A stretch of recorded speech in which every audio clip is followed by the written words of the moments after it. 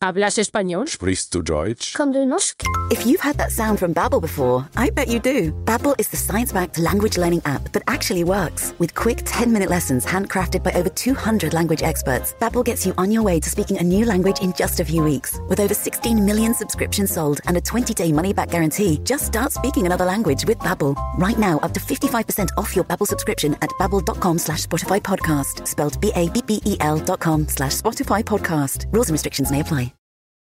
This episode is brought to you by Shopify. Do you have a point of sale system you can trust, or is it a real POS? You need Shopify for retail. From accepting payments to managing inventory, Shopify POS has everything you need to sell in person. Go to shopify.com/system, all lowercase, to take your retail business to the next level today. That's shopify.com/system.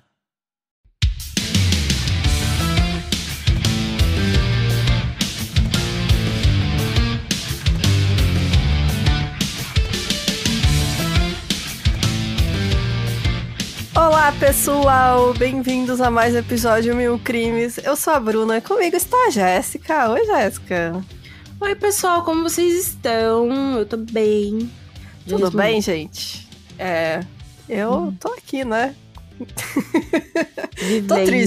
Tô triste porque eu peguei Covid e apesar de eu estar bem, estou bem, gente, não foi nada sério. Eu tô sem sentir gosto das coisas e sem sentir cheiro há 2 dias. Eu acho que é a vida mais triste que eu já tive na minha vida. Amiga, a vida mais triste que eu já tive na minha vida. Ai, gente, amiga, que vintage, triste, né? Você é. Amiga, muito vintage. Eu vou ter agora, né? Que ninguém mais tem. Eu estou aqui com Covid. Muito vintage. Eu sou hipster. Muito hipster. Ninguém mais tem. Amiga, eu acho que você quer se aparecer. Achei muito pick me girl. Essa atitude de ter Covid. Agora, né? Agora. Gente. Juro pra vocês. A vida de quem não sente gosto das coisas, você comer e não sentir um gosto, gente, comer um chocolatinho, fiquei tão triste, sério. Eu lembro quando eu tive Covid, eu também tive esse mesmo sintoma, né? Nossa. Que inclusive lembra da época? Foi basicamente... A Jéssica ia ir pro meu casamento lá em Chapecó e pegou Covid uma semana. Ai, olha só. Assim, é de fuder. E a gente perdeu dinheiro. Olha só, ó, isso aí, a gente é muito hipster mesmo. A gente tomou calote da 1, 2, 3 milhas antes de todo mundo tomar calote. Agora tá falindo. Até hoje a gente não ganhou essa passagem, o dinheiro dessa passagem de volta aí. Foi, porque a gente foi ver, vamos fazer... Ah, não, gente, 1, 2, 3 milhas tá saindo valor barato, né? E aí, o que acontece? Na época, tava rolando o lance de que, tipo assim, se você comprasse uma passagem de avião, mas a motivação fosse Covid, você poderia ter a passagem de volta, sabe? Porque já cancelar e ter o dinheiro de volta. Exatamente. Aí, beleza, né? Fui lá, peguei meu atestado, mandei pra 1, 2, 3 milhas. Estamos até agora. Nossa, tipo, eterno, vamos mandar para o setor responsável e nunca mais, né? E tipo assim, não é que eu mandei um e-mail, gente. Não, gente, mandei 2 e-mails, assim, sabe? Foi bem absurdo, então a gente realmente foi bem hipster. Mas isso aqui é bem à frente do tempo, né? 2021, né? Faz 2 anos já. 2021 foi. Exato. Não, olha aí, a gente é hipster. Enfim, somos precursoras. Grande precursora. Mas, gente, o aviso é, se você não escutou o episódio da semana passada, é a parte 1 deste caso, então eu paro aqui, volta, escuta lá, porque aqui a gente vai parar, a gente vai começar exatamente de onde a gente parou na semana passada. Então... o outro recado muito importante estamos em outras plataformas. Espalhe para o seu amiguinho que não gosta de usar o Spotify, que eu sei que tem muita gente que não gosta, para escutar podcast, né? Uhum. Então agora a gente está disponível aí em todas as outras plataformas. Em breve, gente, a gente recebeu A gente recebeu não, né? Eu fiquei sabendo aí do comunicado do Google que eles vão fechar o Google Podcasts, mas eles vão migrar, a gente vai poder colocar o nosso feed no YouTube, YouTube Music. Então, assim que eles liberarem essa funcionalidade, que vai estar aí daqui a algumas semanas, a gente vai estar lá no YouTube também. O que eu achei, assim, gente, muito maravilhoso, bom. Porque muito bom. Realmente era uma coisa que a gente pensava também. Porque tem muita gente que prefere YouTube, porque paga YouTube, né? E quer ouvir sem propaganda. Enfim, exato, né? mas upar 368 episódios no YouTube ia ser muito difícil. Ia levar o resto da minha vida, então estou muito feliz que eles vão colocar essa opção. A gente vai poder importar o nosso feed lá. E aí vocês podem escutar por lá. Mas, assim, a gente pede principalmente quem gosta de usar Orelo, porque, né, tá lá o Orelo, a gente está lá agora. Você pode nos apoiar por lá também. Eles têm a opção de Pix, que é muito bacana, se você quiser fazer o apoio por lá. E funciona do mesmo jeito que os nossos outros apoios. A partir de R$15, você entra no Discord e vai ter as regras lá, as informações de como você tem acesso às gravações do episódio principal. Então é isso, gente. Estamos no Amazon Podcast, estamos no iTunes, estamos e também no Orelo. ouvindo pelo Orelo, gente, vocês conseguem ajudar a gente também, né? Porque isso. o Orelo ele paga por play. Por play. Né? Então, até que enfim uma plataforma. Até que enfim. Do Brasil, né? Do Brasil. Mas é isso, não é muito, mas já é alguma coisa que pra gente, qualquer coisa já está ótimo. Então, né, se não consigo apoiar financeiramente, escuta por lá que você já vai estar ajudando muito, assim. Exatamente. E é isso então, gente, eu aviso... só aviso de conteúdo, né, desse episódio. Vamos aí falar de canibalismo e muitas coisas horríveis, como vocês já esperavam. Então, bora pro episódio de hoje. Bora pro episódio...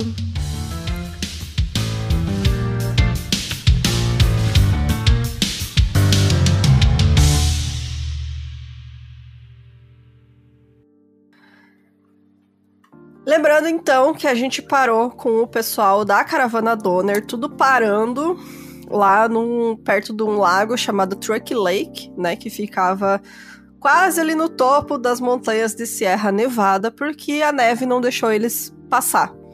Então estão as famílias lá presas, são 80 e poucas pessoas, que estão presas num dos invernos mais rigorosos de todos os tempos. Tem esse detalhe também, gente. Não basta essas pessoas todas se fuderem com tudo que há de ruim nesse planeta. Eles ainda tiveram que enfrentar um dos invernos mais rigorosos que já se teve registro naquela região. Inclusive, aquela região, aquele pico da montanha que eles tinham que atravessar, hoje em dia tem um negócio aqueles de meteorologia lá, justamente pra galera pesquisar neve e nevascas e tal, de tão frio que é aquele lugar. Assim, é bem bizarro. Então, com a nevasca sem dar trégua, os animais que eles tinham, os poucos animais que também estavam muito magros, começaram a morrer de frio e de fome. Não tinha como eles caçarem naquelas condições, e eles não sabiam como pescar as trutas que tinham no Lago Truckee. Algumas famílias já não tinham animais, como eu comentei, aquela jornada que eles fizeram, muitos perderam muita coisa na travessia do deserto de sal, ou eles foram assaltados, né, por jovens indígenas ali pelo caminho, que roubava boi deles, ou os animais morriam, ou saíam em disparada, desesperados porque estavam com sede, fome, enfim. Então, essas famílias que não tinham nada, eles compravam fiado, né, a carcaça de bois magros de outras famílias, prometendo que eles pagariam quando chegassem na Califórnia. A carne era pouca e a carne não tinha gordura e nem nutrientes. Porque pra quem não sabe, não adianta a gente comer essa carne de bicho magro, né? Porque ela vai só encher a barriga, ela não tem nutrientes suficientes. E a gente precisa de gordura, né? A gente precisa ingerir gordura. Ainda mais em condições como essas, né? Que o nosso corpo precisa se manter quente no inverno. O William Ed até conseguiu caçar um urso, mas com tantas bocas para alimentar, os recursos acabavam rapidamente. Lembrando que eu fiz esse roteiro baseado em um livro, eu coloquei lá no nosso Discord a indicação do livro, que o livro se chama The Indifferent Stars Above, e ele acompanha aí principalmente a família Graves, né, que é uma dessas famílias que estava lá, e a personagem principal que o autor escolheu para acompanhar é a Sarah Graves, que é a filha mais velha. Então, eles sabiam que seria impossível atravessar as montanhas com carroças por conta da neve, mas talvez grupos pequenos conseguiam atravessar a pé, né, para tentar buscar ajuda. Várias tentativas foram feitas sem sucesso, porque a neve tava muito alta já. E eles não conseguiam andar por muito tempo, porque, tipo, chegava no peito, sabe, a neve. Então, você não tinha como andar. Você tem um esforço muito grande para andar em neve fofa, assim. Então, mais uma tempestade que durou mais de uma semana atingiu o acampamento, no inverno considerado um dos piores da história naquela região. Então, as pessoas precisavam ficar dentro dessas cabanas improvisadas que elas fizeram, porque era impossível sair durante dias a fio. E aí ficava o fedor de suor, excremento humano e fumaça dentro das tendas, que, né, ficava insuportável. Algumas famílias já não tinham carne para comer e passaram a sobreviver de couro fervido, que eles tiravam de roupas, sapatos, telhado, tapete, qualquer coisa de couro, eles ferviam e comiam. E sopa de ossos, né? Esses ossos dos animais que eram cozidos repetidamente até se desfazer. Os dias se passavam e todos ficavam cada vez mais fracos. Então, assim, é uma situação desesperadora. E lembrando que metade dessas pessoas presas lá eram crianças. Então, você tem ali famílias enxergando, né? Vendo ali no dia a dia as crianças definhando, né? Porque não tem o que comer. É muito, muito triste. Sim. Margaret Reed, sua filha Virginia e outras mulheres tentaram sair para encontrar comida. Quando voltaram 4 dias depois, ainda com mais fome, sem ter encontrado nada, né? Até porque é muito difícil você caçar, por exemplo, nesse lugar, né? Não tem, porque no frio assim de inverno, com nevasca, nem os animais saem. Então você não vai conseguir caça. Não, assim, o urso tá hibernando, os esquilos estão escondidos, os animais maiores, tipo o cervo, migrou já para lugares mais quentes. Então, não tem o que comer, sabe? Realmente não tem, não existe nada. Uhum. Bom, elas não encontraram nada, elas tiveram que mudar a família para a cabana dos Brins. As crianças haviam comido couro que servia de teto da tenda e por isso não haviam mais condições de se abrigar lá. Gente, tipo, comendo praticamente um tecido, né? Couro, né? Não tem também, é só vira uma borracha, né? Um chiclete, assim, tipo.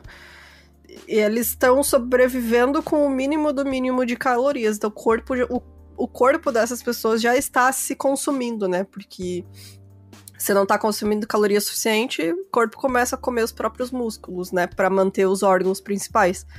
Então, sim, cada vez mais você... um ciclo também, né, de você não tem energia pra ir. Exato. Você não tem energia pra nada. Você vai ficando cada vez mais fraco. Bom, logo depois, várias pessoas começaram a morrer de malnutrição.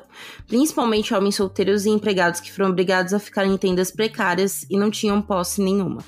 Franklin Graves decidiu que não iria esperar para ver sua família morrer de fome. Por ter nascido em Vermont, ele conhecia alguns truques para a vida das montanhas e por isso colocou os filhos para fabricar sapatos de neve, usando um pedaço de madeira e tiraram couro.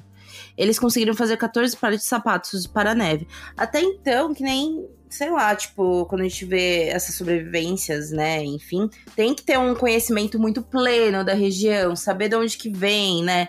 Tipo, mesmo aquele mano lá que cai do helicóptero do nada, que eu esqueci, eu amava ele quando era adolescente. Sim, ele era muito bom, aquele cara era bom. Ele era bom, sabe? Mas pra ele estar lá, ele tinha um conhecimento. Nessa região eu sei que não sei o quê. Tem coelho intocado, sabe? Isso daí é muito mais difícil você ver, principalmente pós-área desértica, que eu acho que talvez a oferta de animais não seja enorme, né? Então... os próprios indígenas dessa região, eles tinham uma dieta bem pobre durante o inverno, justamente porque não tinha caça, mas eles sobreviviam porque eles sabiam cozinhar as bolotas e pinhas, sabe? Que eles conseguiam encontrar dos pinheiros e as bolotinhas. Só que eles faziam uma pasta, porque se você comer aquilo cru, você não consegue digerir, você passa mal. Então, eles tinham todo um processo já, que eles faziam há milênios, né, que eles sabiam como preparar essas coisas e sobreviver no inverno, além da caça que eles estocavam, né, durante o ano.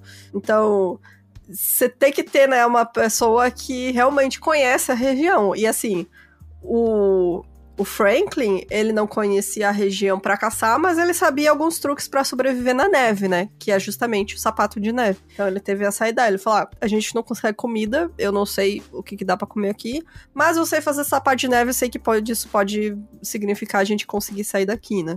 Então foi isso que ele fez. Uhum. Em 16 de dezembro, o grupo que ficou conhecido como a Esperança Van, que não é um bom sinal, né?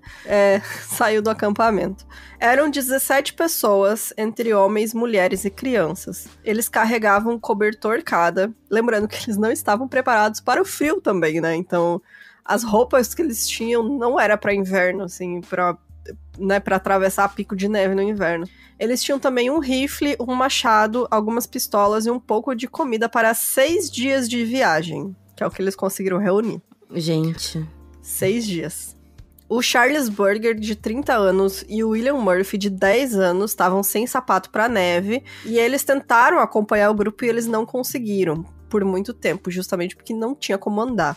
Então eles voltaram pro acampamento antes de chegar à passagem das montanhas, porque eles tinham que pegar esse caminho que eles chamavam de pass, né? Mountain Pass, que é essa passagem entre os picos da montanha que você tem que atravessar. O Lemuel Murphy, de 12 anos, também estava sem sapatos de neve, mas o grupo conseguiu improvisar um par para ele usar, usando tipo o resto de mochila, enfim, conseguiram fazer ali para ele.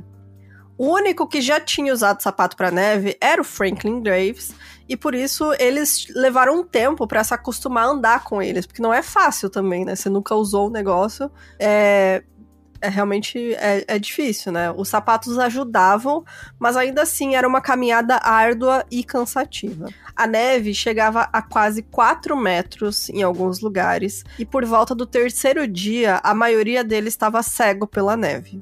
Pra quem não sabe, isso se chama, né, fotosseratite, ou cegueira de neve, que é a queimadura da córnea e tecido conjuntivo causada pelos raios ultravioletas, que são mais intensos em grandes altitudes, combinados com o fator refletor da neve branca. Então você tem... por isso que aqueles... Como é mesmo? A galera Inuit, né, do Alasca, sim, né? Inuit. Eu ia comentar Inuit, isso. Que eles usam aqueles óculos... Eles fazem geralmente de marfim, né, ou de osso, e amarram com couro, que é uma tirinha, assim, né, de algo duro, e tem fendas bem fininhas, assim, né, só pra você conseguir enxergar. É justamente por isso. Vou até mandar aqui pro pessoal do chat aqui. Isso, os egípcios também, porque isso pode acontecer no deserto também por causa da areia, né? Que a areia também reflete. Então, os egípcios, eles costumavam pintar embaixo dos olhos também, né? Pintar de preto pra diminuir esse fator de refletir, sim, né? Só que a diferença deles, inclusive, quando eu mandei a foto, é bem bonito, assim, porque é um... muito estiloso, né? Muito estiloso. Muito legal. Tipo, tanto que eu tava vendo, tem um TikTok... Gente, eu sou muito viciadinha em TikTok, né? Eu tava vendo uma menina que ela é Inuit, tipo... Ela é Inuit, tipo... Ela mostra, né, várias coisas que até hoje, né, existem na família dela. Ela falou assim que ela é muito acostumada a usar esses óculos quando tá na neve do que os outros, entendeu? O óculos normal, né? E aí, tipo... É bem isso. A questão é que, assim... Dá pra entender também que, por exemplo, os Inuits, o esquimó... Eu não sei se o esquimó é um termo correto. Não, não, né? Não, então, é Inuit mesmo. É Inuit mesmo. Então, os Inuits, o que pega? Eles sobrevivem, gente, o ano inteiro. O ano inteiro ali. Então, além de tipo, adaptações corporais, enfim, né, de coisas do tipo, tem uma adaptação de você ser uma criança, já estar ali, já estar convivendo com aquela temperatura, obviamente, né, e o conhecimento, né. Então, quando a gente pega essa galera que tá atravessando o deserto, indo pra um lugar pro outro, mano, eles não têm conhecimento de nada, uns pobres coitados, né? Eles nem sabiam o que tava acontecendo com eles, porque os primeiros sintomas pode ser enjoo, sabe, alucinação, você enxerga coisas e começa a lacrimejar, então, tipo, eles nem entendiam o que tinha de errado, sabe? E aí, realmente, não tinham conhecimento, né? Outra foto que eu vou colocar no nosso Discord, e depois, quando eu lançar o episódio, eu vou botar pra todo mundo ver lá também.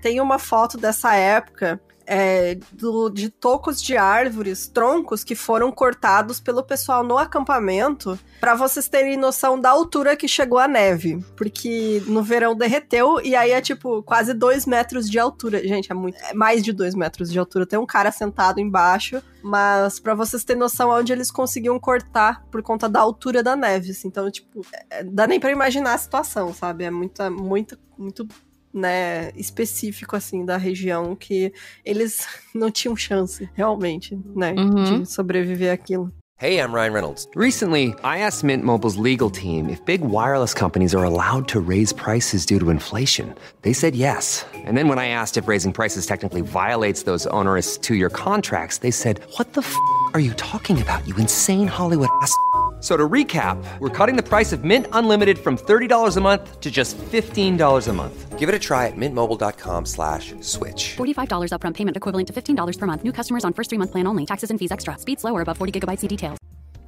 Eles avançavam devagar e logo as provisões acabaram, né? Ou seja, tudo que eles tinham ali de estocado já era.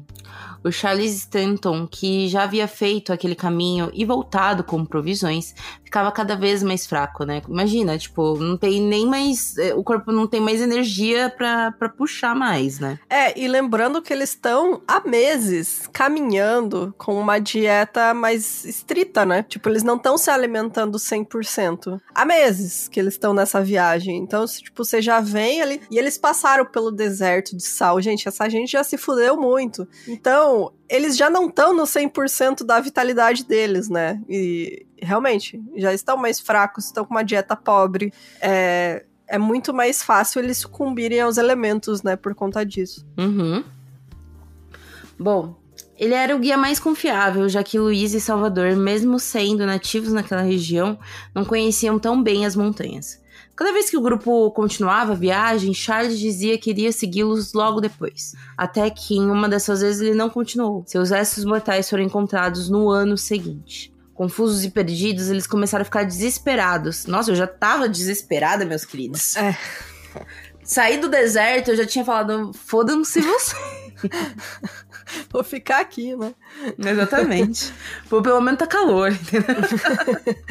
Já malnutridos, por muitos meses, eles não tinham as mesmas condições físicas de uma pessoa saudável para aguentar muito tempo sem comida. Depois de 2 dias, Patrick Dolan sugeriu que alguém deveria morrer para que os outros se alimentassem de sua carne. Eu amo, Zé. Eu acho, galera, que alguém aqui devia ser bacana, gente boa. Então. Entendeu? Se a pessoa... Sei lá, não precisa nem morrer. Só tirar uma perna, porra, já ia salvar muito. Aí, que massa, se tirar uma perna, você vai morrer. Sim, não, mas... Mas Bom, mas ninguém tava disposto a cometer o assassinato. Sabe, nessa hora também eu ia voltar, mano. E aquele mano que ficou lá atrás, né? Pô! Então... Será-se? William Ed respondeu que eventualmente alguém iria morrer e por isso eles só deveriam esperar. Eu gosto desse otimismo. Ele é pragmático. Sim. Para piorar a situação, enquanto cortavam a lenha, a cabeça do machado se desprendeu do cabo e foi perdida em meio aos montes de neve. Assim, ó. Gente, tudo que há de ruim vai acontecer com esse povo. Eu acho que, tipo, foi um bagulho do tipo... Acho que não tem como ficar pior. E quando você diz essa frase... Alguém azarou, né? Algum deles ficava falando, não tem como piorar isso aqui. Aí sempre alguma coisa acontecia. Exatamente. Bom, eles agora estavam limitados a catar galhos de madeira caídos no chão, já que não conseguiam cortar árvores para a lenha. Mano... Só o horror. Um dos empregados, chamado Antônio, foi o primeiro do grupo a morrer. Depois do Charles, né, na verdade. Então, desse grupo que continua. Depois que eles decidiram que precisavam comer alguém. Logo depois dele, o Franklin Graves também sucumbiu à fome e ao frio. Eles enfrentavam outra tempestade e aí eles improvisaram uma barraca usando os cobertores. Eles deitavam em um círculo, um ao lado do outro, todos com os pés pra dentro, e seguravam as pontas dos cobertores com as mãos, enquanto outra pessoa sentava no meio, assim, no meio de todo mundo, dos pezinhos de todos, e segurava a outra ponta. Então eles faziam tipo um círculozinho, parece uma tenda de circo, né? E aí, com a neve caindo por cima, acabou meio que criando um isolamento térmico e eles conseguiram ali enfrentar o pior inverno com o calor dos próprios corpos. Fracos e cansados, eles tinham ainda menos energia para manter a temperatura corporal, e mesmo com esse abrigo, que era precário, né, o Patrick Dolan começou a apresentar sinais de hipotermia. Ele estava confuso, desorientado e começou a ficar violento. O Patrick começou a tirar a roupa no que é conhecido como o despir paradoxal, que acontece entre 20% a 50% das vítimas de hipotermia severa. Porque quando os músculos que estão se contraindo para manter o sangue nos órgãos vitais finalmente cedem e relaxam, levam a um aumento repentino de sangue e de calor para as extremidades do corpo. Então a pessoa sente muito calor e ela se sente superaquecida. E aí ela começa a se despir. Então, gente, perigo, né? Ela já tá morrendo ali, porque o corpo já desistiu, né? Ele não consegue manter a temperatura corporal. Então, ela acaba tirando a roupa. E nos estágios finais da hipotermia também pode acontecer outro fenômeno que é conhecido como síndrome de se esconder e morrer, onde a pessoa vai procurar um buraco, um espaço mais apertado possível pra se enfiar, que é meio que um instinto primordial que a gente tem, assim, de se enfiar numa toca, sabe? Então, Nossa, eu não sabia mesmo desses estágios da hipotermia. É bizarro, assim, porque vira um negócio torturoso, bem né? instintivo, assim, a gente perde a racionalidade, sabe? A pessoa já não está mais conseguindo pensar ali, o corpo dela tá 100% focado em tentar se manter vivo. Então ela não consegue mais pensar, só vai pelo instinto, e o instinto é se enfiar em algum buraco. É tipo quando a gente... eu ia usar um exemplo tosco, mas tipo, quando a gente é jovem, vai dormir na casa de um amigo que não tem nada, ou ele esquece de oferecer alguma coisa, quando você vai ver, você tá na sala, você tá se cobrindo com almofadas. A almofada do sofá. Entendeu? Ou você tá pegando o forro, a capa do sofá e usando como lençol, entendeu? Exato. Esse é o nosso instinto. Exatamente. Bom, foi o que aconteceu com o Patrick. Depois de se despir, ele saiu correndo em direção à floresta congelada. Pouco tempo depois, ele retornou, mas morreu em seguida. Lemuel Murphy, que havia conseguido capturar um rato e comido inteiro, agora gritava de dor pela fome que o assolava novamente. Ele morreu pouco tempo depois. Assim que a neve parou, o grupo se organizou para preparar a carne dos 4 cadáveres frescos. Nossa, deve ter sido horrível, imagina? Sim, péssimo. Não dá pra imaginar, assim, a situação dessa, juro. Inclusive, a gente não fala... Acho que é um caso, acho que todo mundo, quando a gente fala de canibalismo acidental, né? Pra sobreviver, né? Sobrevivência e tal, é daquele grupo de jogadores de futebol. De rugby. De rugby, né? Foi enfim. Que caiu no... Eu lembro que eu vi o filme na época adolescente, assim, eu fiquei tão chocada. Ele é um dos mais conhecidos. Foi nos Andes, né? Isso, nos Milagres dos Andes. Isso, tragédia exatamente. Dos Andes. Gente, pra quem quiser saber, procura como Voo Força Aérea Uruguaia 571. Tem um filme, quer ver? O filme, tipo, ele é Sociedade da Neve. Sociedade da Neve, né? Ou Sobreviventes dos Andes. Acho que é Sociedade da Neve mesmo. O Sobrevivente dos Andes. É um desses dois, gente. Um desses dois. Sim. Que eu lembro que eu vi um antigo, né? E era bem impactante isso. Esse lance do tipo... Dos caras falar, mano, eu não vou fazer isso.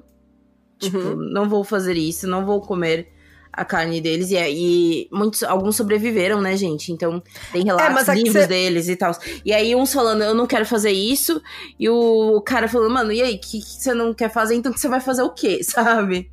Não tem como tipo... Não tem, o desespero. E dizem, inclusive, que quando você tá nesse nível, assim, de fome, você começa a ter sonhos em comer outras pessoas. Tipo, teu corpo... ele não se importa, sabe? Você começa a enxergar ali um corpo de uma pessoa. Tanto que eles não fizeram uma preparação nem nada, que era uma coisa também que eu fiquei na minha cabeça que, tipo, sei lá, eu tinha ouvido desse caso na escola, e aí eu fiquei, eles devem ter preparado de alguma maneira o corpo. E no filme relata isso, e nos livros deles, eu não cheguei a ler, mas eu vi algumas entrevistas na época. Sabe quando você é adolescente, você fica ficcionada por um caso? Eu gostei muito desse caso. E aí eu fui ver uns documentários, assim, antigos, Que eles falaram assim que, tipo, era isso, eles pegavam, tipo, o corpo já tava meio congelado, então eles pegavam, sabe, pedacinho e arrancando, assim, com a faquinha e era isso, sabe, o que tinha. Tinha um canivetinho de alguém e a gente ia arrancando pedacinho, comendo, tipo, diretamente dali, porque não tinha tempo de você fazer algo além disso, sabe? Era mais pra morrer. O caso dos jogadores, eles tiveram muito mais chance de sobrevivência justamente porque eram jovens, no auge da condição física deles, porque foi um acidente, eles caíram do nada. Todos jogadores de rugby, né? Jogador de rugby. Eles caíram do nada lá nas montanhas, né? Então, tipo, eles não passaram meses caminhando, passando fome, enfim. Então, eles tinham muito mais chance de sobreviver. E os corpos, tem outra coisa interessante, né? É macabro, mas é interessante. Os corpos desses jogadores que foram consumidos tinham muito mais nutrientes do que essas pessoas que estavam já semanas passando fome, né? Então, você pega essa galera ali da caravana Donner, inclusive no livro, o cara faz esse cálculo, sabe, de quanto de carne cada um deles poderia, né, fornecer no fim. E ele conta justamente isso, que eles já estavam tão fracos, não tinha gordura no corpo. A carne não tem nutrientes, então mesmo não vai durar muito tempo pros outros, sabe? Porque eles comem e não ficam saciados, justamente porque não tem essas vitaminas que o corpo necessita, né? Então... E é diferente quando a gente pega, por exemplo, dos jogadores também, muitos corpos que estavam ali eram na queda do avião. Exato. Entendeu? Exato. Não eram corpos que, tipo, já estavam há um tempo que nem eles lá, sobrevivendo, né? Porque teve muito disso, nesse caso de alguns saírem de lá, né? Tentarem, né? Ter uma visibilidade e tal, né? Porque o avião, ele realmente foi perdido, né? Não tinha algumas tecnologias... Hoje em dia mesmo, já acontece ainda de perder avião, imagina na época, né? Então... aqueles que estavam ali, eles tinham gordura, sabe? Eles tinham um sustento maior, né? Exatamente. E indicação aí pra quem gosta desse tipo de caso, assim, tem a série Yellow Jackets, que é maravilhosa, que teve 3 temporadas já, que eu tô querendo ver. É muito boa, essa é uma história assim, né? Um grupo de jovens adolescentes, meninas, que nos anos 90 elas eram um time de futebol da escola secundária, e elas estavam indo pra um torneio e caíram no meio da floresta. Então, elas têm que sobreviver ao inverno chegando nessa floresta, né? Assim, e é muito bacana, porque tem flashbacks de quando elas estão presas nessa floresta, e atualmente, quando algumas delas que você sabe que já sobreviveram a tudo isso, e como elas vão lidando com esse trauma, e elas não contam pra ninguém o que elas passaram lá. Elas têm um pacto, assim, de tanta coisa horrível que elas tiveram que fazer. Então, a gente, maravilhosa. Assistam, é muito boa. Enfim, eles separaram para que ninguém comesse o resto de seus familiares, como era o caso das 2 filhas de Franklin e a irmã de Lemuel. Salvador e Luiz se recusaram a comer carne humana, considerando aquilo tudo uma abominação. E eu também não vou julgar, sabe? Porque, tipo, não é fácil. Não. Mas é muito macabro isso, né? De se parar pra pensar que eles, tipo, separaram os corpos e cuidaram pra ninguém comer o próprio parente, sabe? É uma situação assim, né? Não tem como imaginar uma situação dessa. Sim. Bom, muito lentamente eles conseguiram atravessar os picos nevados e começaram a descer as montanhas para o vale do outro lado. A carne humana já havia acabado e o grupo desmontou os sapatos de neve para comer o couro, que tinha sido usado para amarrar os sapatos. Não demorou muito para que eles começassem a conspirar novamente se que alguém deveria morrer para se alimentar dos outros. E por serem os mais afastados e desconhecidos, Luiz e Salvador eram cogitados como vítimas. Coitados, eles nem queriam comer. Mas é aquilo, né? Você vai... É bem comum isso, assim, essas situações, né, de sobrevivência. A última pessoa que você vai se importar é o cara que você conheceu ontem, né? Você vai pensar primeiro... pensar na sua família. Na sua família. Então, eles eram os guias ali, tipo... Já tinha a galera já olhando meio de ladinho, assim, falando... quero comer um pouquinho disso aí. Eles sentiram essa hostilidade do grupo, né, contra eles. E também eles foram alertados pelo Jay, que era o marido da Sarah Graves, que ele falou, não, gente, a gente não vai matar ninguém, assim, se tiver que morrer alguém, a gente tira no palitinho, sabe? E aí o Luiz e o Salvador se separaram do grupo e continuaram a jornada sozinhos. O grupo, então, agora perambulava por uma trilha desconhecida, sem saber que se eles tivessem pego outro caminho atravessando a montanha, eles seriam encontrados facilmente na estrada mais movimentada para o Vale de Sacramento. Se eles tivessem subido um morro e atravessado aquele morro, eles teriam sido salvos. Mano... Essa história inteira é assim, né? Se tivesse feito tal coisa, teria evitado muita coisa. Mas enfim, eles não sabiam, eles estavam fracos, desnorteados, perdidos ali, né? Só estavam indo. Poucos dias depois de se separarem, o grupo acabou encontrando de novo o Luiz e o Salvador, que estavam muito fracos e emaciados próximos a um riacho. Eles estavam sobrevivendo com pinhas e grama, mas como eles não tinham comido carne humana, né, já fazia muitos dias que eles estavam famintos. Eles não se alimentavam bem há muito tempo. O William Foster executou os 2 jovens com tiros na cabeça e eles foram devorados pelo grupo. Gente. É. Gente. E assim, não confio também que essa galera tava numa sanidade muito boa, não, viu? Não, completamente desesperados, né? Você nem tá pensando direito. Tipo, óbvio que, sei lá, depois dali... Eu não sei o final, né, galera? Esse é um caso que eu não sei o final. Mas se saíssem todos dali, basicamente, mesmo se tivesse um juiz e tudo mais, a sanidade ali ia ser completamente... pautada, né? E nesse caso, ainda, as pessoas não julgaram porque se tratavam de 2 jovens indígenas, né? Que já nessa época a vida deles já valia menos. Então, tem isso, hein? As pessoas, tipo, foda-se. É isso. Entre os brancos e os indígenas, vamos escolher quem? Exatamente. Bom, já fazia quase um mês que eles haviam saído do acampamento do Lago Turkey e agora perambulavam tentando nadar o máximo que seus corpos cansados e fracos permitiam. Eles se espalhavam, Sarah ficando para trás, pois seu marido Jay já não conseguia mais acompanhar o resto do grupo. Outros 2 estavam seguindo a trilha de um veado para tentar caçar e com sorte conseguiram alcançar o animal. Mesmo fraco demais para conseguir erguer o rifle e mirar corretamente, um dos homens conseguiu acertar um tiro no veado e feri-lo gravemente. Depois de seguir o rastro de sangue, um dos homens e Sarah Foster finalmente encontraram o animal agonizando e o mataram. Ali mesmo, os 2 beberam sangue ainda quente do veado e começaram a separar as carnes. Porque imagino que, tipo, mano, calor, né? Quanto tempo eles não sentiam. O homem atirava para cima em intervalos regulares para alertar os outros onde estavam, mas naquela noite nem todos conseguiram se reunir e comer a carne da caça. Jay Fosdick não conseguia mais continuar e acabou falecendo poucos dias depois. Quando Sarah alcançou o resto do grupo, informou que o marido havia morrido, os outros rapidamente voltaram até onde o corpo dele estava para pegar sua carne e os órgãos. Aí já não tava mais nem naquele lance de vamos separar, sabe? Vamos comer o que tiver. Eles perguntaram a Sarah e ela respondeu apenas que ela não se importava, pois eles não poderiam mais machucá-lo. Mano, coitado. Essa parte no livro é muito triste, assim, porque você tá acompanhando a Sarah. E aí ele vai contando, assim, que eles escutavam os tiros, né, do pessoal que conseguiu a caça.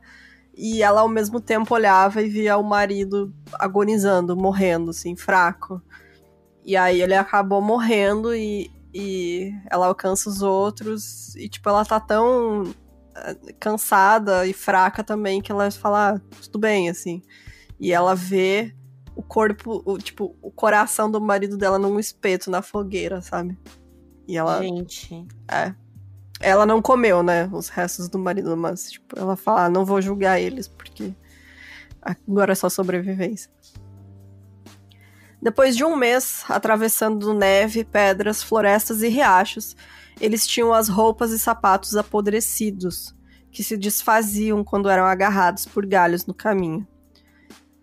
Vocês têm que pensar nisso também, gente. Eles estavam, tipo, sem sapato, já com os pés cheios de ferida, tudo machucado, extremamente magros, seminus. Alguns estavam nus completamente, assim, e sujos. com ferimentos por todo o corpo, o grupo finalmente foi parar em um povoado indígena. Quando as crianças desse povoado e até alguns adultos viram essas figuras bizarras, estranhas, assim, né? Parecia um zumbi. Chegando no povoado, eles correram com medo, porque era muito assustador. Você imagina, você tá vendo 7 cadáveres chegando ali no teu povoado, né? Então, nesse povoado, 7 sobreviventes puderam dormir ao lado de uma fogueira quente e foram alimentados. Depois de alguns dias, eles sabiam que eles precisavam continuar, porque as famílias ainda estavam presas no acampamento do Lago Truckee. E um dos jovens indígenas se ofereceu como guia para levar eles até um rancho que eles sabiam que tinham ali perto, e uma comunidade de imigrantes próxima, né, para que eles pudessem mandar um grupo de busca, né. Mas o grupo ainda estava exausto demais para acompanhar esse cara em velocidade normal. Eles foram ficando para trás, enquanto o guia levava o William Ed. E assim que eles chegaram no rancho, várias pessoas voltaram pela trilha para resgatar os outros. E encontravam eles pelas pegadas ensanguentadas que eles deixavam no caminho. Haviam se passado 33 dias desde que eles deixaram o acampamento. Mano. 33 dias. Gente. Eles tinham começado com provisões para 6 dias. James Reed, que havia sido banido da caravana Donner depois que eles atravessaram o deserto de sal lá atrás, se preocupava com o atraso do grupo, né? O que será que aconteceu, né, com a galera? Ele lá de boa na praia, né? O que será que aconteceu com a minha família? Tá meio atrasada, né, mano? Eu tô aqui tão suave, com calor, né? Em aparecer conforme o inverno chegava. Ele fez um acordo com o coronel para que ele arrumasse homens para um grupo de busca, e em troca se ajuntaria a ele na guerra da anexação do Texas. O último grupo de viajantes a atravessar das montanhas de Sierra Nevada havia chegado ao Fort Sumter em 8 de outubro. James conseguiu um grupo com cavalos, carroças e mantimentos e esperavam encontrar a caravana Donner já daquele lado das montanhas. Mas quando chegaram ao vale, encontraram apenas um casal que havia se perdido do outro grupo. Mano, a galera que... É muito louco, né? A galera que se perdeu, a galera que foi expulsa, a galera que tomou no cu, tipo... A galera que falou, mano, vou vazar, foi a galera que sobreviveu. A galera Exatamente. que falou, não, vamos fazer direitinho, como o mano falou, foi o que se fudeu, né? Mas quando chegaram no vale, eles só encontraram esse casal. Então o James tentou chegar pelo menos à passagem da montanha, mas tiveram que parar 19 quilômetros do topo por conta da neve que bloqueava o caminho. Isso teria acontecido ao mesmo tempo que o grupo chegava ao outro lado e percebia que não tinha como passar, e teriam que acampar no Lago Truckee. Os 7 sobreviventes que conseguiram chegar ao rancho deram a notícia de que haviam famílias presas na neve e sem comida no Lago Truckee, e que precisavam ser resgatadas. Mas com a guerra acontecendo, muitos homens jovens e provisões haviam sido convertidos para o conflito, e por isso demorariam dias para reunir o suficiente para o grupo de busca. E assim, eu acho que chega um tempo que a galera falou, mano, não tava mais aquele nível de importância, sabe? Pra resgatar esse povo. Foi se espalhando a notícia, então eles tiveram que ir chamando gente de outros ranchos, outros assentamentos ali perto, e aí foram juntando provisões e dinheiro, porque alguém vai ter que financiar isso aí, né? Porque, imagina. E aí, até fazer tudo isso, vocês imaginam, essa galera passou 6 meses presa lá no acampamento. Metade desse tempo, as pessoas já sabiam que eles estavam lá presos. E aí foi só esse tempo de... O tempo de resgate foi de mais de 2 meses. Então, porque, né, gente, a carroça, a cavalo, é muito difícil. Você não pega um helicóptero e vai lá, né? Que nem hoje em dia. Então, é um processo aí. E, enquanto isso, né, a vida nos barracos do acampamento do Lago Truckee estava cada vez mais difícil. Você acha que a galera que foi lá com o sapato de neve se fudeu? Pois todo mundo se fudeu, na verdade, né?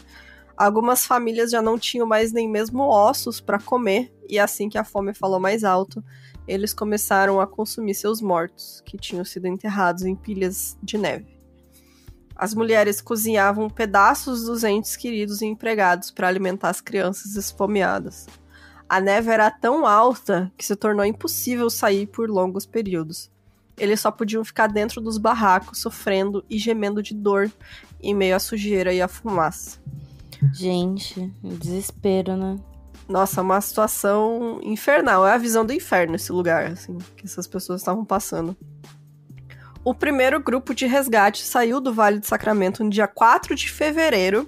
Lembrando que ainda é inverno, então esse grupo vai ter que passar pelos picos nevados lá, né? Vai ter que enfrentar ainda esses problemas, né? Que a galera teve que enfrentar para ir até lá. Então, esse grupo incluía o William Eddy, que tinha prometido para a esposa que voltaria para buscar ela. Então, ele tinha acabado de chegar lá, ele passou algumas semanas ali se recuperando, ele falou, não, eu vou voltar. Eu prometi para minha esposa que eu ia voltar, eu vou voltar. E ele não conseguiu fazer todo esse caminho de volta. Quando chegou no pé da montanha, ele parou e ficou esperando no vale, né, enquanto o grupo atravessava as montanhas. Para não ter que carregar todas as provisões da viagem de volta, eles guardavam comidas, assim, em plataformas, né, que eram amarradas em árvores. Então, em vários lugares no caminho da montanha, eles amarravam essas provisões fora do alcance de animais, para eles não precisar carregar todo esse peso para subir a montanha. Então, na volta, eles recuperavam essas coisas. Bom, eles chegaram ao local que o William disse que o acampamento ficava no dia 18 de fevereiro. Gente, quanto tempo, amiga, passou? Ah, desde quando? Desde que eles saíram. Desse grupo de resgate? Dia 4 de fevereiro eles saíram. Nossa. Bom, ao chegar, eles viram apenas montes de neve e alguns montes maiores possíveis de ver fumaça subindo. Depois de começarem a gritar para que sobreviventes aparecessem, os homens ficaram surpresos ao ver mulheres e crianças rastejando para fora dos montes de neve que cobriam seus barracos. Levina Murphy, ao ver o grupo de homens, perguntou: "Vocês são da Califórnia ou vieram do céu?" Eu ia achar, mano, gente, é isso. Coitada. Sabe? Os homens distribuíram pequenas doses de comida com medo que sobreviventes pudessem morrer se comessem muito de uma vez. No total, 13 pessoas haviam morrido no acampamento. Gente. Mas era impossível resgatar todos de uma vez, e por isso as famílias teriam de ser separadas. Mães começaram a se despedir de suas crianças que iriam no grupo de busca, até mesmo as mais pequenas, como Naomi Pike, de apenas 2 anos, e Ada Kingsburg, de 3 anos. Gente, crianças lutadoras, assim, porque pra criança sobreviver tudo isso, tá louco, assim.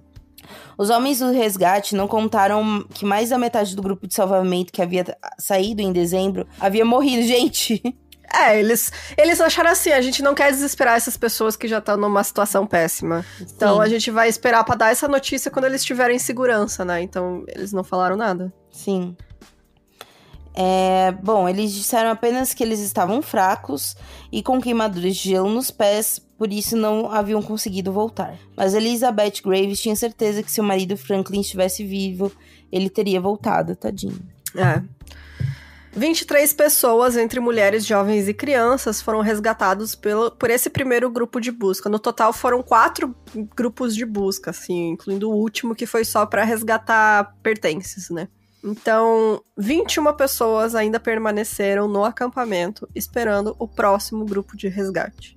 O caminho de volta continuava difícil e as crianças pequenas precisavam ser carregadas para conseguir atravessar os montes de neve. Logo, outro problema apareceu, porque um dos depósitos de suprimentos que eles tinham deixado para trás, né, no caminho, tinha sido encontrado por animais e eles ficaram sem comida por 4 dias. John Denton, de 28 anos, não aguentou a difícil jornada e morreu logo depois de eles atravessarem a passagem das montanhas. E a Ada Keseberg também morreu, que era a menininha, né, de 3 anos, e a sua mãe precisou ser arrastada para deixar o corpo da menina para trás.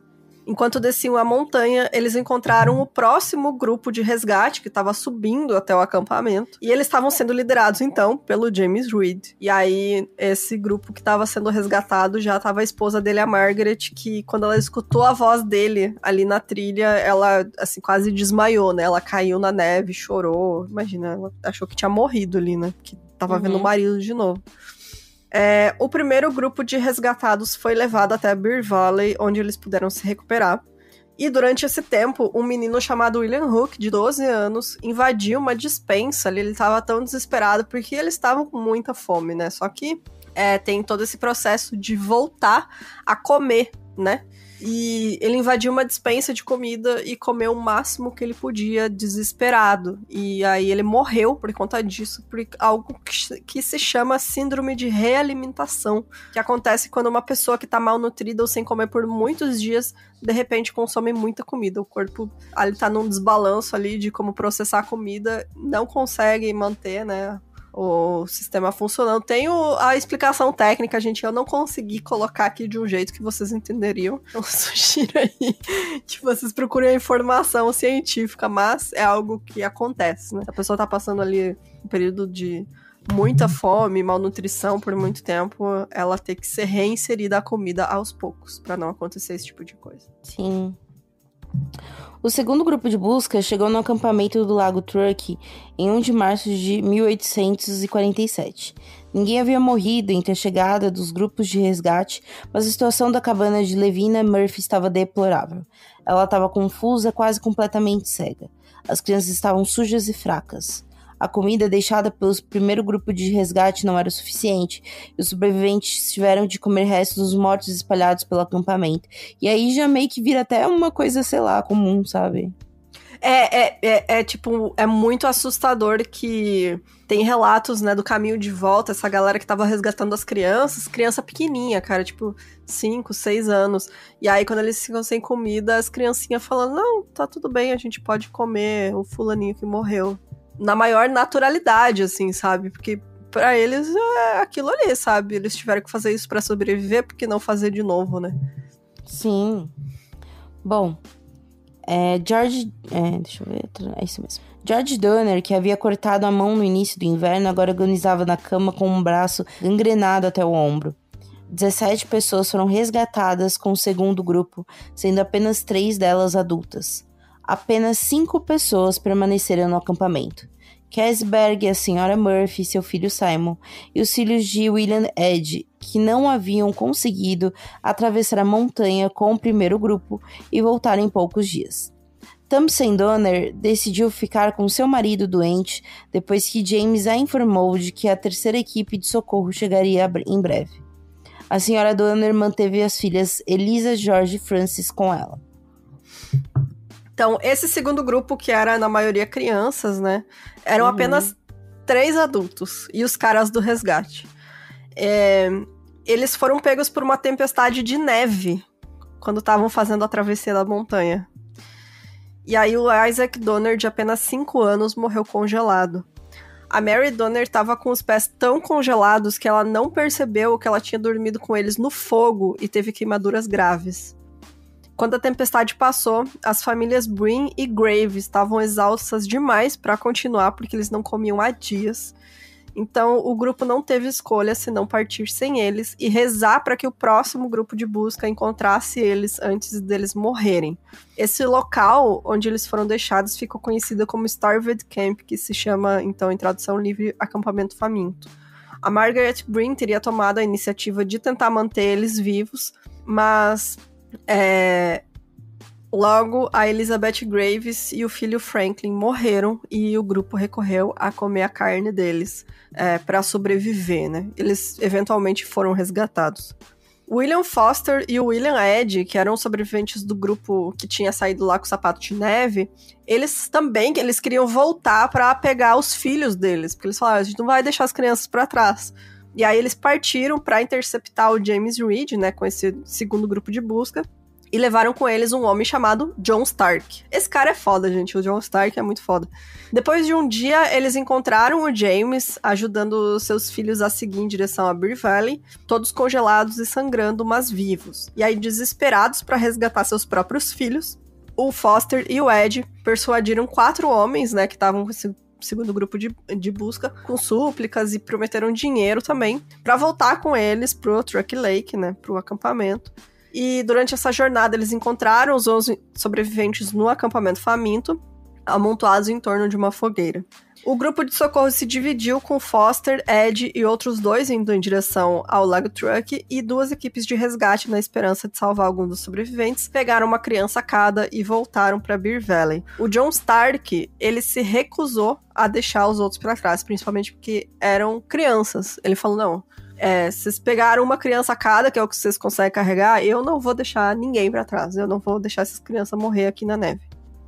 Bom, a maioria das crianças estavam fracas demais, né, pra andar. Claro, né, gente? Tadinha. Sim. Gente, sério, essas crianças são muito guerreirinhas sobreviventes. Nossa, é muito triste que elas passaram. Bom, então o Johnny Stark começou a carregar 2 deles de cada vez por alguns metros. Depois o colocava na neve e voltava para pegar os outros. Gente, ele continuou o árduo processo por todo o caminho da montanha abaixo e eventualmente conduziu todas as 9 crianças para um local seguro, falando sobre o incidente anos depois. Um dos sobreviventes acreditou seu resgate a ninguém além de Deus Stark e a Virgem Maria. Foster e Ed finalmente chegaram a Truck Lake em 14 de março, onde encontraram seus filhos mortos. Kesberg disse a Ed que havia comido restos mortais do seu filho, e Ed jurou assassinar Kesberg se eles se encontrassem na Califórnia. George Donner e um dos filhos de Jacob Donner ainda estavam vivos. Foster e Ed e o resto do terceiro grupo partiram com as meninas Donner, o jovem Simon Murphy, Trudeau e Clark. Levina Murphy estava fraca demais para sair e Kesberg recusou. Gente... O Kesberg virou o maluco da montanha, basicamente. Mano. Tem relatos assim... Não dá pra saber realmente se ele fez todas as coisas horríveis que apareceram relatos depois, ou, enfim, se é exagero. Mas dizem que uma das crianças... é que ele matou um bebezinho, assim, pra comer. Quando não precisava, sabe? Outros sobreviventes acusam que quando a neve começou a derreter, começou a aparecer os corpos dos bois que eles tinham antes, né? E em vez de comer essa carne, ele preferia comer as carnes das pessoas. Assim, ele virou o doidão da montanha. Mais 2 grupos de resgate foram convocados para evacuar quaisquer adultos que ainda pudessem estar vivos, até porque, né, já não tinha mais nenhuma criança lá no acampamento.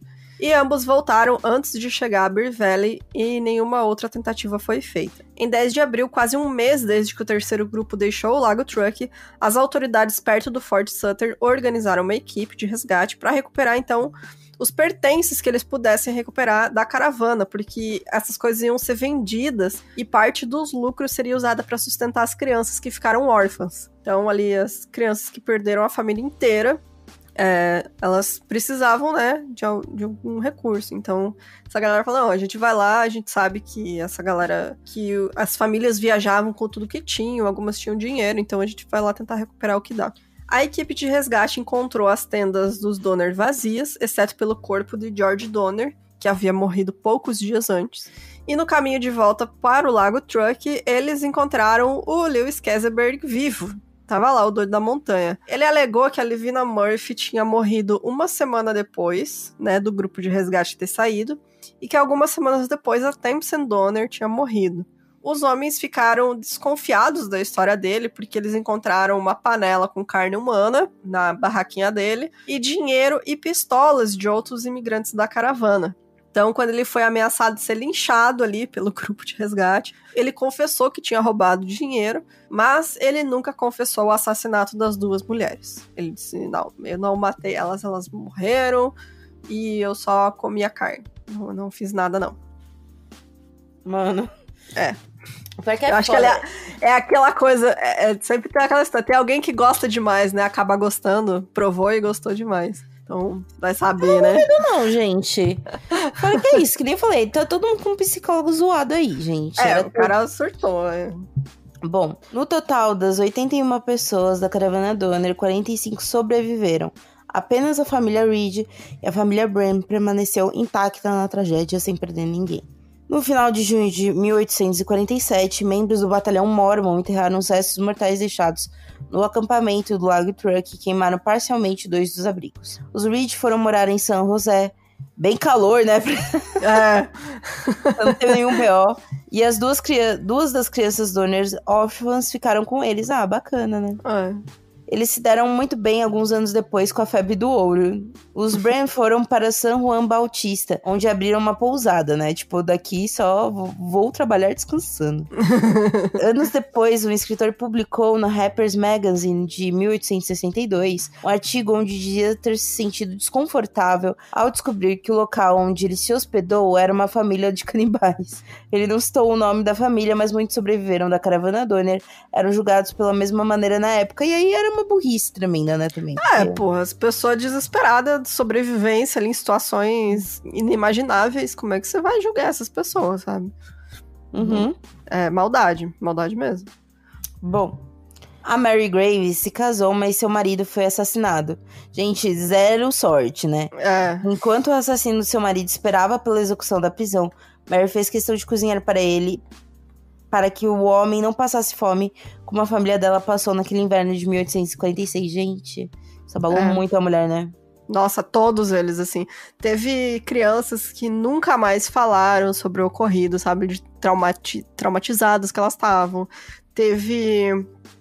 se eu não me engano, foi a Sarah que depois falou pros netos, assim, eu não consigo mais nem chorar, sabe? Ela, tipo, desaprendia a chorar de tanto sofrimento que eu passei naquela situação. Então, assim, cada um realmente lidou com esse trauma de um jeito diferente, sabe? Então, mas todos eles ficaram traumatizados, até que não tem como não, né?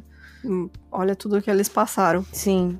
Teve um negócio que eu não coloquei aí no roteiro, mas o Keseberg, que é esse maluco da montanha ali, ele tentou processar por difamação algumas pessoas dos grupos de resgate, né, que estavam contando que ele tava lá doidão comendo as pessoas porque gostava. E aí a corte deu pra ele, tipo, não, você vai ganhar difamação e sim, mas no valor de $1. E foi isso que ele ganhou. Ele ganhou $1 e teve que pagar pelos custos do processo. Então ele saiu no prejuízo. Bom, teve várias notícias, né? Imagina, isso aí espalhou pelo mundo inteiro, essa história. Porque é realmente algo que você não escutava acontecer, sabe? Você tinha algumas notícias assim, pessoas passaram por dificuldades, né, no caminho lá pro oeste e tal, mas algo nesse nível das pessoas ficarem presas e terem que comer membros da própria família, sim, realmente era algo extraordinário.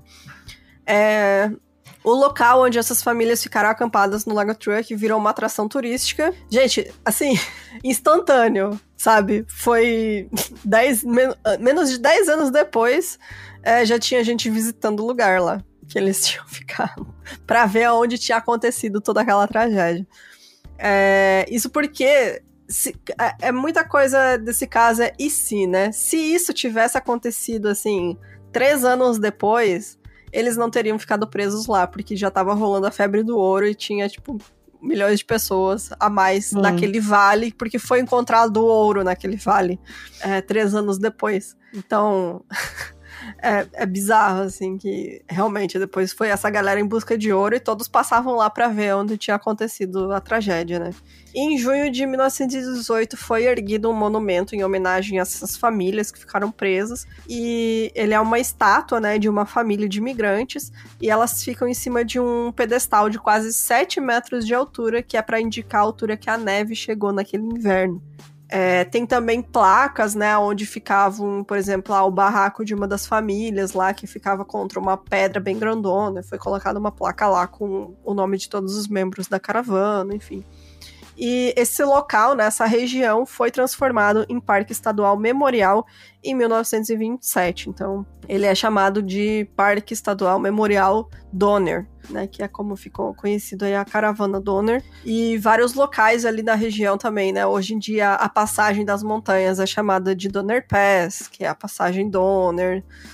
Várias coisas ali foram nomeadas justamente por conta desse acontecimento aí que... Olha quanto tempo depois a gente tá falando dessa história, né? Justamente Sim. Porque foi algo muito fora da curva. Muito. E é isso, gente. Que caso, né, amiga? Que caso, assim, ó. Tem crime, tem tragédia, tem desgraça, tem, né, tudo que vocês gostam. Do jeito que vocês gostam, exatamente. Do jeitinho, casinho leve, né? Esse não vai pro 1000 levinhos, não, porque é muita desgraça. Não. Mas eu espero que um dia alguém faça, sei lá, uma série sobre esse caso, sabe? Só pela questão histórica, assim, porque eu acho que tem nesse livro que eu comentei que eu usei pro roteiro, e você pesquisando, você tem muito esse retrato histórico, por ter muito relato, né, dos sobreviventes e tal da época, você vê como as pessoas viviam, como que eles enfrentaram aquilo tudo, como eles pensavam nas coisas naquela época, né, então acho que seria bem interessante aí ter uma produção nesse sentido, sabe, pra gente, sei lá, ver como né, fazer essa reconstrução aí desse negócio que, apesar de ser uma tragédia horrível, entrou pra história, né? Tem um filme, mas eu não sei se é bom, não vou recomendar porque eu não assisti, eu acho que... Ela não tem conhecimento ainda sobre se é. Não, e eu não lembro quando que foi feito, então, né, dependendo da época aí, deve ter cortado bastante coisa.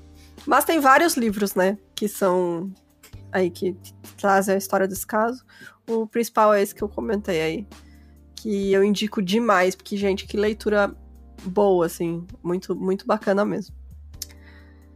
Mas é isso, tem algo mais a acrescentar?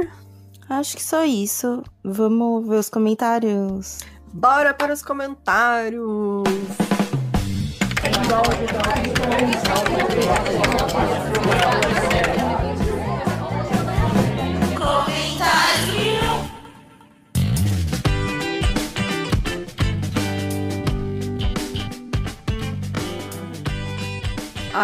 Bom, começando então os comentários, eu quero só agradecer, gente, quantas mensagens de carinho a gente recebeu por ter voltado, sério. Às vezes a gente desanima, mas ver, assim, o carinho de vocês tão felizes da gente ter voltado, assim, me deu um quentinho no coração, de verdade, gente, sério. Muito, muito obrigada mesmo. Ai, gente, sério, e a gente fica tão feliz, assim, com as mensagens... gente falando que tava muito esperando, sabe? Nossa. Que reouviu o episódio, enfim, sabe? É muito importante pra gente todo esse carinho que vocês dão. Uhum. Quer que eu comece aqui? Pode começar. Bom, deixa eu ver aqui. Primeiramente, a Cristina Ribeiro comentou no Spotify. Sejam bem-vindas, senti saudade de passar raiva e aflição. Já ouvi essa história em outro lugar e não foi nem 10% da riqueza de detalhes e do valor histórico. Ansiosa pela parte 2. Espero que você tenha gostado, Cris. Obrigada. Essa parte 2. Espero que você tenha gostado. Eu vou ler, então, do Insta, o comentário da Amanda Fagundes.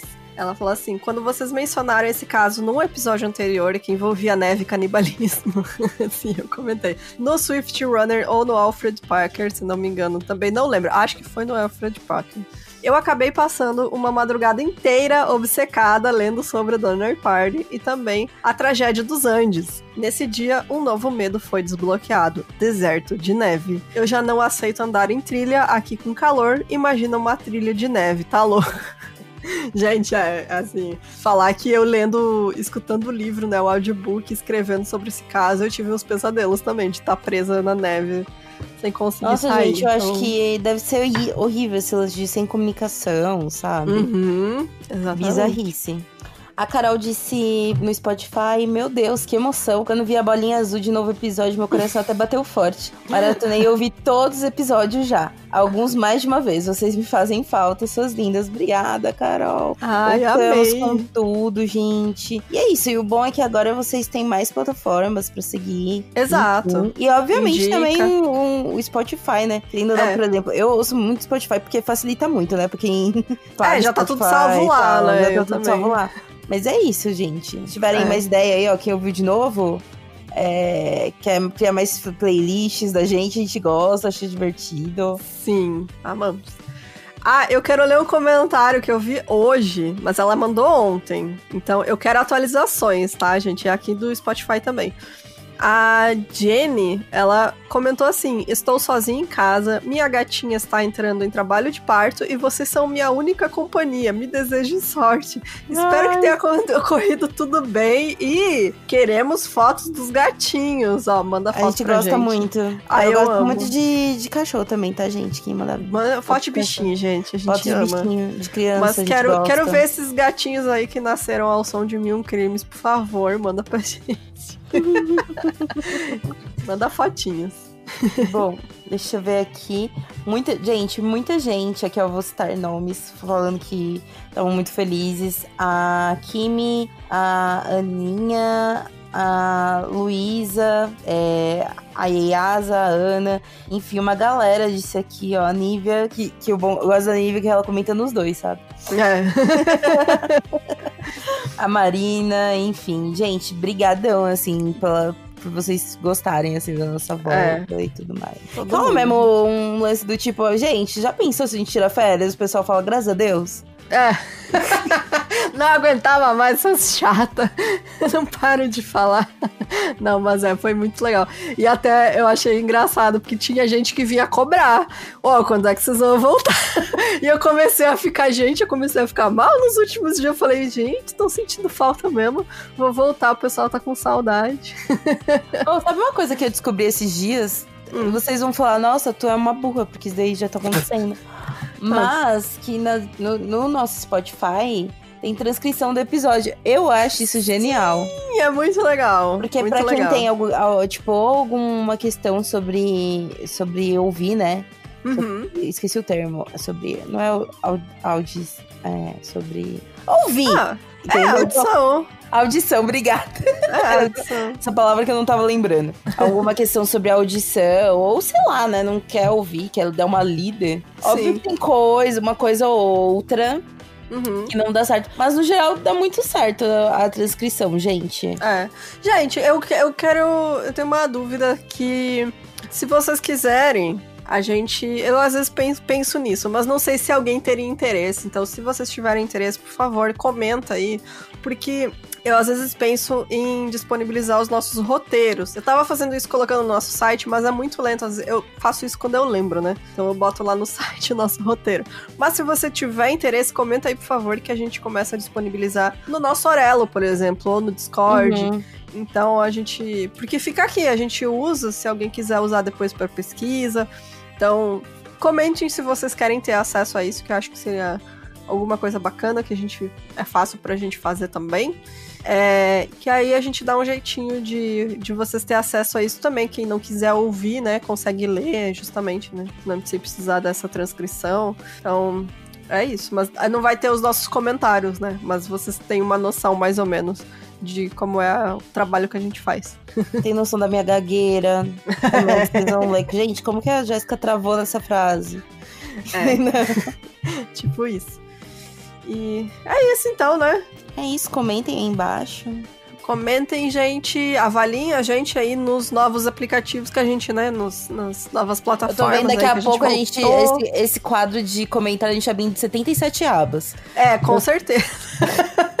Agora eu não que sei como é que é, se tem no iTunes. No iTunes eu acho que é no geral, né? Tem que olhar, né? Porque a gente tá muito confusa a idosa da tecnologia.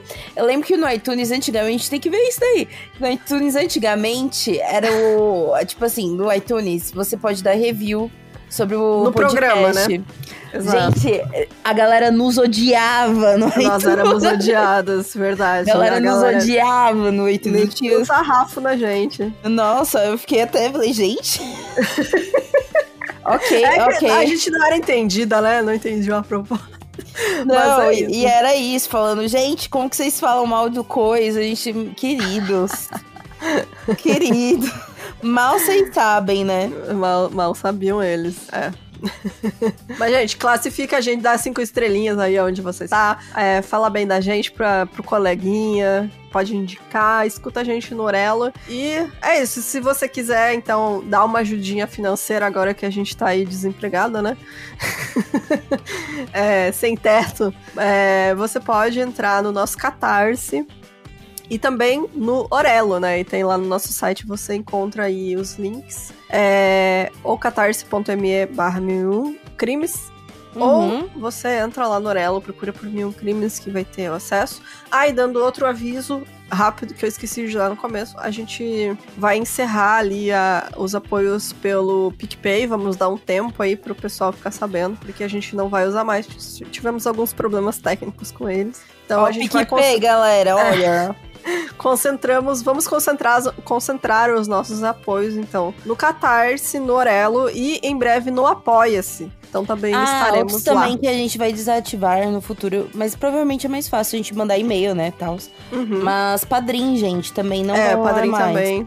Tá? Então o Padrim e o PicPay a gente vai encerrar e manter essas outras plataformas aí pra apoio. Mas pra quem gostava de PicPay por conta de Pix e tudo mais, o bom é que o Orelo aceita Pix. Eu acho isso incrível. Às vezes você não quer usar o cartão, não quer botar no cartão, melhor coisa. Ou boleto, né? Apoiar pontualmente. Perfeito.